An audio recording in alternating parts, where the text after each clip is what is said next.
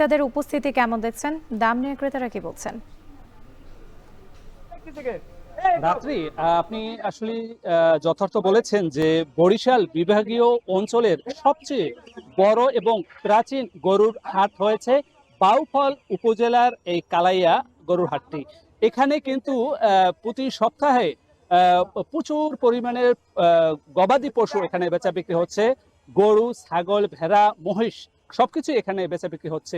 দেশের বিভিন্ন অঞ্চল থেকে পাইকাররা এখানে আসেন সড়ক পথে এবং নৌপথে, উভয় পথেই কিন্তু তারা এখান থেকে গরু, ছাগল ক্রয় করে তারা গন্তব্যে নিয়ে যাচ্ছেন এবং দেশের বিভিন্ন হাট বাজারে বেচা বিক্রি করছেন। এখানে কয়েকশো পাইকার এসেছেন, তাদের সঙ্গে আমরা কথা বলেছি। তারা বলেছেন যে এখানে আমরা গরু কিনতে এসেছি, তবে এখানকার যে গরু স্থানীয় জাতের গরু হওয়ায় সেই গরুর চাহিদা এখানে বেশি রয়েছে এবং সে কারণেই কিন্তু তারা গ্রামীণ পর্যায়ে যে উৎপাদিত গরু এবং খামারের যে কিছু গরু ও এই বাজারে উঠেছে সেগুলো কিন্তু এখানে বেচা বিক্রি হচ্ছে।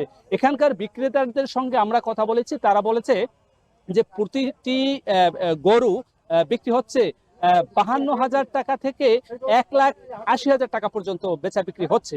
এছাড়া যে ছাগল তা বেচা বিক্রি হচ্ছে 12,000 টাকা থেকে শুরু করে 25,000 টাকা পর্যন্ত মূল্যে ছাগল বেচা বিক্রি হচ্ছে।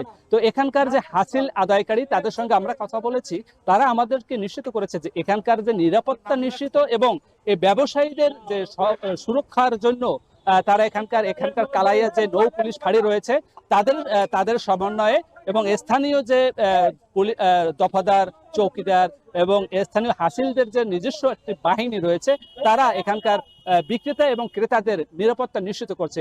এবং এখানকার যে আগত যে পশু বিভিন্ন অঞ্চল থেকে এখানে আসেন এবং সেই গরু কিন্তু এখানে সকাল থেকে গভীর রাত পর্যন্ত বেচা বিক্রি হচ্ছে। এখানকার যে হাসিল কারক তাদের সঙ্গে আমরা কথা বলেছি, তারা আমাদেরকে নিশ্চিত করেছে প্রতিদিন এখানে শত কোটি টাকার গবাদি পশু বেচা বিক্রি হচ্ছে। কোরবানি যতই এগিয়ে আসছে ততই কিন্তু এখানে গবাদি পশুর সংখ্যা আরো বাড়বে। আজকে যে পরিমাণে গরু এখানে এবং ছাগল উঠেছে, আগামী সপ্তাহে এর চেয়েও 3 গুণ পরিমাণ বাড়বে বলে এমনটাই প্রত্যাশা করছেন এখানকার যে ইজারাদার।